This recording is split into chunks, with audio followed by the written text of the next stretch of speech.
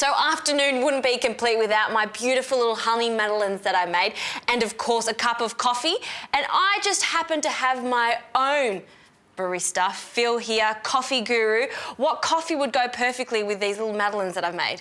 Justine, I think a long black would complement the madeleines perfectly. Okay, and why is that? If you made a milk coffee, I think it'd just be too unbalanced. I think just the texture and the flavours that are in the madeleine would go perfectly with a long black. Great, well let's make one. Yeah, absolutely. Well, I'm going to get you to grind the coffee and dose and tamp the porterfilter for me. So dose and tamp. So explain to us what is involved with that. What we're going to get you to do is insert the group handle into the grinder. Okay, so there's a little spot there. And just press the start button. And the grinder's going to automatically dose the right amount of coffee for us. Smells so good. Nothing better than freshly ground coffee. Absolutely, absolutely. So we're using a blend today that really goes well to make a long black. It's got some really nice aromatics and some spice notes to it, and they'll complement the honey madeleines really well. Oh, so it just stops it for us. Yeah, that's right. So just take that out. There we go. Yeah. Give that to you. Perfect. So that's not too much coffee? That's not too much coffee. That's what freshly roasted, freshly ground coffee looks like. You want to try and grind your coffee directly before you use it. That way you get the most out of the coffee. So all we do now is tamp down nice and firmly. Does that make a difference how firm the tamper is? Should always be about 15 kilos pressure and above. Right. Any less and you get really sort of erratic results. So what you should be trying for is just consistency, whether it be hard or firm. Just choose a specific weight and go with that. Fantastic. So all we need to do now is we just need to put some hot water in our cup. Why is that? I see that all the time at cafes, piping hot water. Is it just to make sure that the coffee doesn't go cold? So is that too obvious, or is it something else? A lot of baristas, unfortunately, they try and make a long black by just making a very, very long extraction.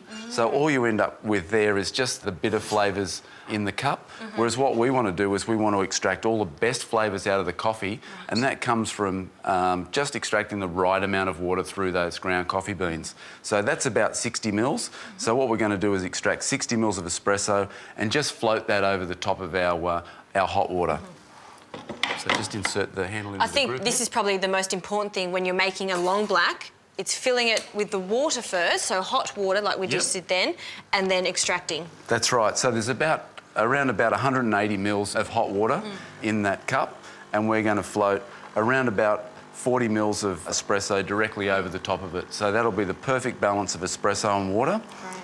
You'll get all of those delicate aromatics and coffee flavours in the cup without that bitterness from that long over-extraction. Which is what we don't want, and that's what we all strive to get when we're making our own coffee at home, to getting that sort of cafe-style coffee where it's not bitter, it's just smooth, it's toasted, it's nutty almost. Yeah, exactly. Yeah, that's what we're looking for. So you can see that we've got a beautiful dark, rich crema floating on top of the coffee, and that's what you should look for when you go to the cafe as well, is that beautiful crema sitting on top. Should go perfect with our honey madeleines. And now, have you had a madeleine before?